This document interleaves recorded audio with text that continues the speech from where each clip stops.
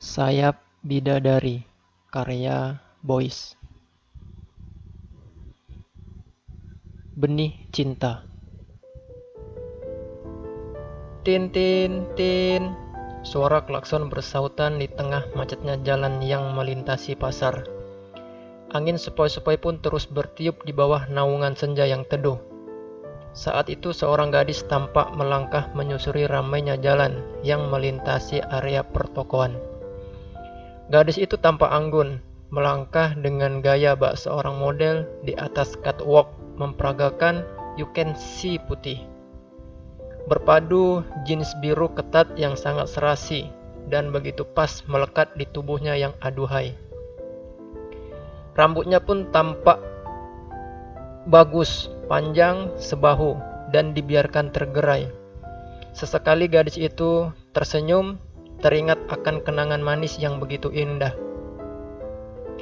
Kini gadis itu sedang menaiki sebuah angkot yang akan mengantarkannya menemui seorang teman lama.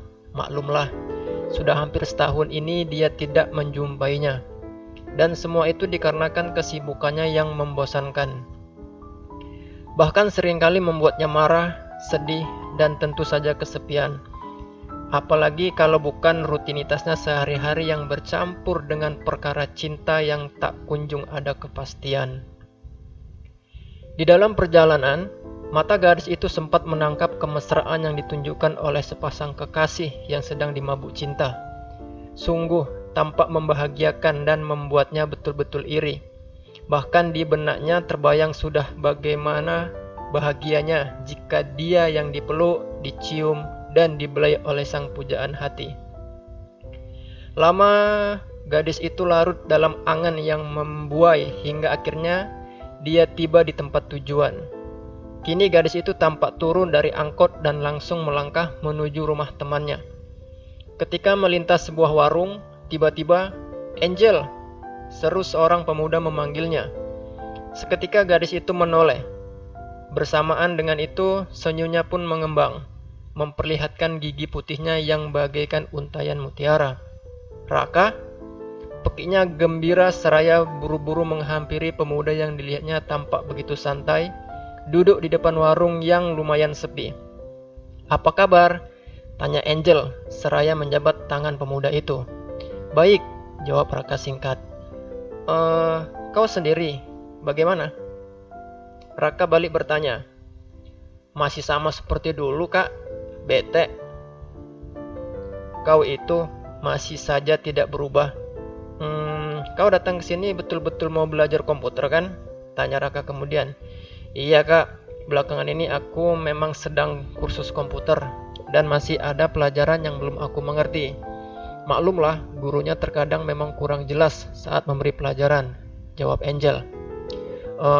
Kalau begitu, yuk langsung ke kamarku," ajak Raka kemudian. Ke kamar?" ucap Angel terbata. Seketika itu ingatannya langsung tertuju ke masa lalu di mana di kamar itu dia pernah dibuat nangis. "Ayo En, apa yang kau tunggu?" tanya Raka membuyarkan ingatan Angel. Iya Kak." Lantas kedua muda-mudi itu segera melangkah ke kamar yang dimaksud. Dan tak lama kemudian keduanya sudah tiba di tempat tujuan. Sejenak Angel memperhatikan sekeliling ruangan. Dilihatnya tempat tidur Raka yang senantiasa bersih, juga berbagai pernak-pernik hiasan yang indah dan tidak banyak berubah. Di atas sebuah meja belajar, dilihatnya sebingkai foto yang tampak kosong. Lama juga Angel memperhatikan bingkai foto yang kosong itu.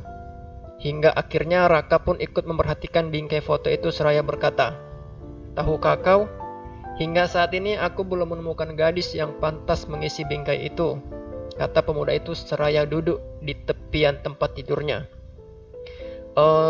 Sabarlah Kak, aku yakin suatu hari nanti kakak pasti akan menemukannya," ucap Angel terbata. "Entahlah, aku tidak terlalu yakin. Biarlah waktu yang akan menjawabnya. Oh ya, bagaimana kalau kita mulai belajar sekarang?" ajak Raka kemudian. "Yuk Kak," timpa Angel seraya duduk di depan komputer. Bersamaan dengan itu Raka pun segera duduk di sebelahnya dan langsung terlibat di dalam aktivitas belajar mengajar. Namun, belum juga 15 menit berlalu tiba-tiba, "Kak, sudah dulu ya belajarnya, kepalaku mulai pusing nih." "Bagaimana kalau sekarang kita ngobrol saja," ajak Angel kepada Raka. "Lah," ucap Raka heran seraya mengerutkan keningnya. Kemudian dia pun cengar-cengir merasa lucu sendiri. Sungguh pemuda itu tidak tahu kalau tujuan Angel sebenarnya adalah bukan mau belajar, melainkan mau curhat mengenai cinta sejatinya. Tak lama kemudian, keduanya sudah larut di dalam perbincangan yang begitu hangat. Hingga akhirnya, "Kak, baca deh ceritaku ini, terus terang. Aku mau tahu pendapat kakak," pinta Angel seraya memperlihatkan kisah nyatanya yang ditulis dengan sepenuh hati. "Wah, maaf ya En, terus terang, aku tidak punya waktu. Maklumlah, cerita temanku saja belum sempat kubaca," tolak Raka. Saat itu Angel langsung kecewa. Sungguh apa yang diharapkan mengenai kisah nyatanya sama sekali tak terwujud. Namun kekecewaan itu tidak berlangsung lama. Kini dia justru tertarik dengan cerita yang dikatakan Raka tadi. Ngomong-ngomong, cerita temanmu itu tentang apa, Kak?" tanya Angel penasaran, seraya menutup buku catatannya. "Mana aku tahu, aku kan belum sempat membacanya. Tapi sepertinya sih tentang cinta," jelas Raka, sambil memperlihatkan Angel yang kini tampak tertunduk dengan jemari yang menepuk-nepuk buku catatannya. "Kisah nyata bukan?" tanya Angel lagi seraya memandang Raka dengan pandangan yang membuat pemuda itu langsung teringat kembali akan kenangan indah yang pernah mereka alami. Mungkin juga. Kalau begitu sebentar ya," pinta Raka seraya beranjak mengembalikan naskah temannya dan memberikannya kepada Angel. "Nih, kau lihat sendiri," pinta pemuda itu kemudian. Angel pun segera menanggapi naskah itu dan melihat bentuk fisiknya. Tebal juga," katanya dalam hati seraya membaca judul yang ada di cover muka. "Demi Cinta Sejati." "Apa maksudnya ya?" tanya Angel dalam hati seraya memperhatikan gambar sepasang muda-mudi yang tampak menghias cover. Keduanya tampak begitu mesra berbaring di tempat tidur. Cover ini bagus juga," pujinya dalam hati seraya membaca nama penulisnya. "Namanya Bobby. Ganteng tidak ya orangnya?" tanya Angel lagi dalam hati seraya mulai membaca sinopsisnya. Tak lama kemudian, "Bagaimana En?" tanya Raka tiba-tiba. "Sekilas cerita ini tampak menarik, Kak," kata gadis itu mengomentari. "Apa kau mau membacanya?" tanya Raka serius. "Kalau boleh sih, tentu saja mau," jawab Angel. "Baiklah, kalau begitu biar kau saja yang membacanya," kata Raka setuju. "Benar nih?" tanya Angel hampir tak mempercayainya. "Ngomong-ngomong, Kak Bobby mengizinkan tidak?" tanyanya kemudian. "Dia pasti mengizinkan, sebab sebelumnya dia pernah bilang kalau siapa saja boleh membacanya." "Oh iya Kak, ngomong-ngomong, siapa yang membuat cover cerita ini?" tanya Angel lagi seraya kembali memperhatikan cover yang menarik hatinya. "Ya dia sendiri," jawab Raka singkat. Seketika Angel terdiam. Bagaimana ya jika cover ceritaku dibuat sebagus ini?" tanya gadis itu dalam hati, seraya membayangkan cover ceritanya yang tampak bagus. "Oh ya Kak, ngomong-ngomong, mau tidak ya dia membuatkan cover untuk ceritaku ini?" tanyanya kemudian. "Wah, aku juga tidak tahu. Bagaimana kalau kau tanyakan saja langsung kepada orangnya? Bagaimana kalau sekarang kita ke rumahnya, sekalian kenalan dengan dia?" "Oke deh, tapi sekalian antar aku pulang ya." "Beres non, ayo," ajak Raka seraya melangkah menuju ke sepeda motornya. Tak lama kemudian keduanya sudah berangkat menuju ke rumah Bobby. Sementara itu di sebuah kamar yang agak berantakan, seorang pemuda baru saja mengenakan pakaian seadanya. Maklumlah, dia itu baru saja mandi dan memang tidak berniat kemana-mana. Kini pemuda itu sudah di depan TV sambil menikmati segelas teh manis dan sepiring roti sumbu. Saat itu dia tampak begitu santai menikmati kesendiriannya yang tengah asik berhayal menjadi tokoh utama di dalam kisah Butterfly Effect yang disaksikannya. "Assalamualaikum," ucap seorang di luar rumah tiba-tiba. Mendengar itu Bobby segera mengintip lewat jendela. "Oh, si Raka. Mau apa ya dia datang malam-malam begini?" tanya pemuda itu seraya melangkah menemuinya.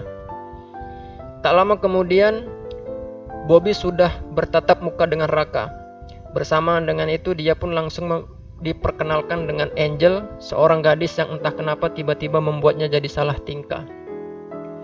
Apa mungkin karena dia itu seorang jomblo yang baru saja menemukan belahan jiwanya.